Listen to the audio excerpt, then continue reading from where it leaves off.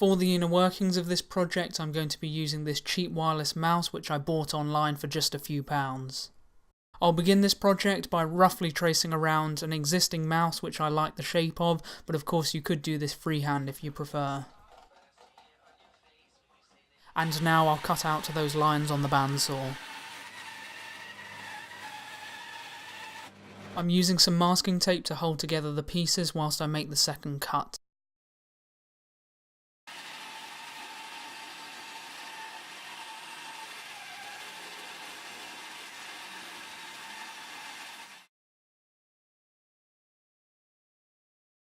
I decided I wanted to make the base out of a contrasting colour of wood, so I'm just cutting a slice off of the base.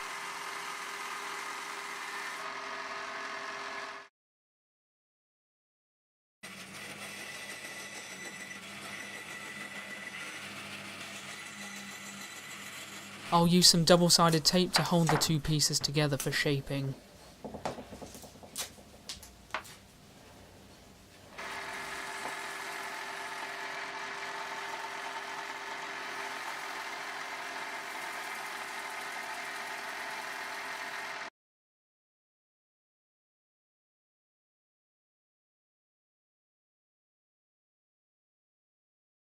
And now I'll use a variety of tools at my disposal to start developing the shaping of the mouse.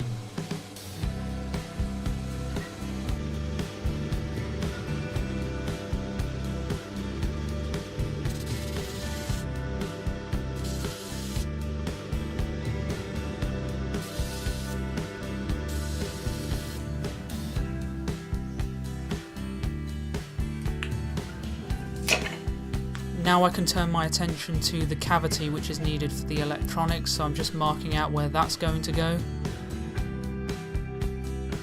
And to cut that out, I'll start by drilling out the corners, and then I can use a coping saw.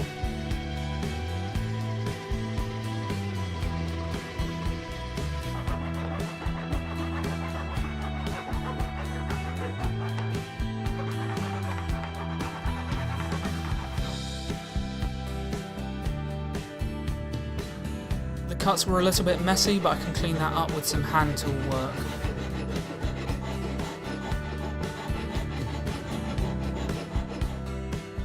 To ensure that I get the electronics board back in the right place every time, I'm just roughly marking around the edges. There's still some areas of the electronics board that are interfering with the case, so I'm just marking those and then can remove them.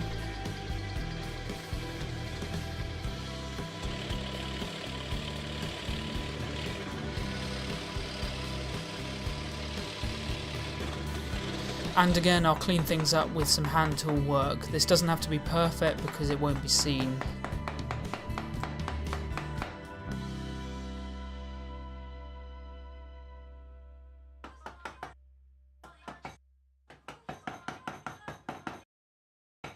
The PCB appears to be fitting properly now, so I can turn my attention to the light window on the bottom.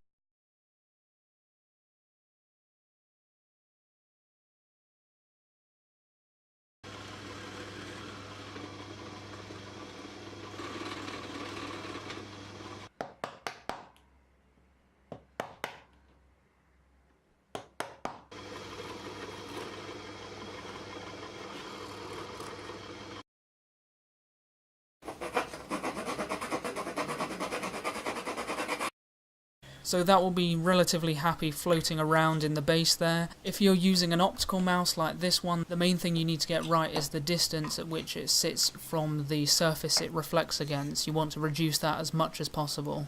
I'm now gluing in a small strip of wood to support the battery. And a small piece of foam will pin the battery in place. Now I can turn my attention to the scrolling wheel. To save myself a lot of effort, I'm cutting out the original plastic support from the case. I'll glue this part in later, but that'll support the scrolling wheel like so. And to physically make the scroll wheel, I'm using my lathe, but it's such a simple shape that you could even use the drill press or something similar.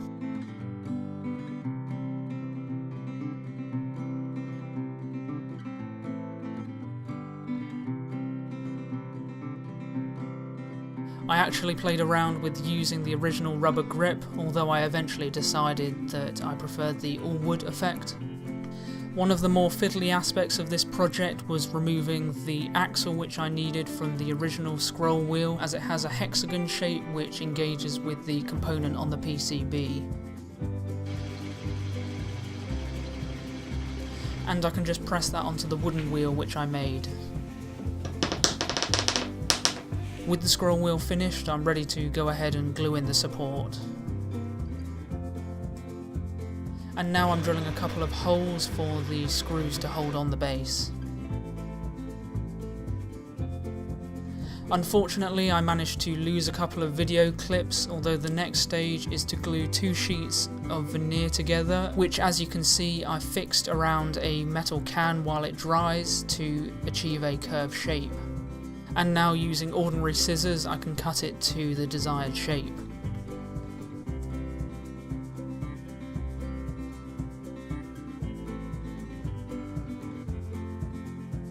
And next I need to cut a slot for the scroll wheel.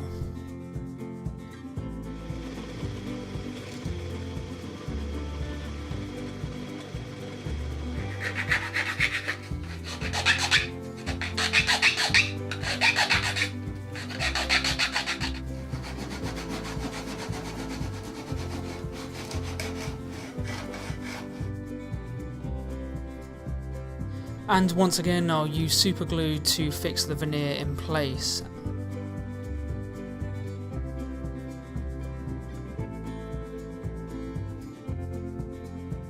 With the glue dry, I'm bending back the veneer to give me about 1 millimeter of clicking travel.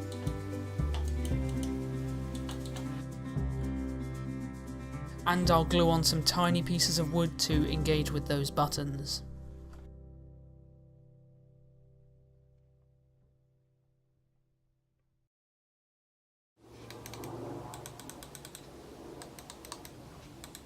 And I'll just finish up with some final shaping and sanding.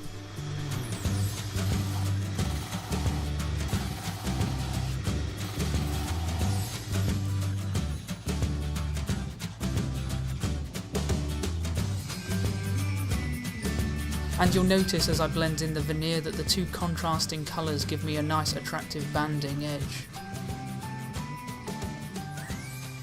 And to finish up this project, a few coats of lacquer really bring out the colours and provide some protection.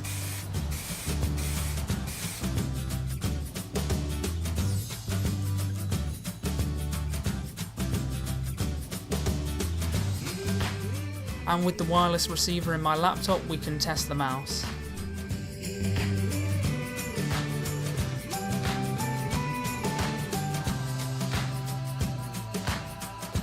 I really hope you enjoyed this video. Please take the time to like, comment, share and subscribe before you leave. I hope to be back really soon, but until then, take care, bye bye.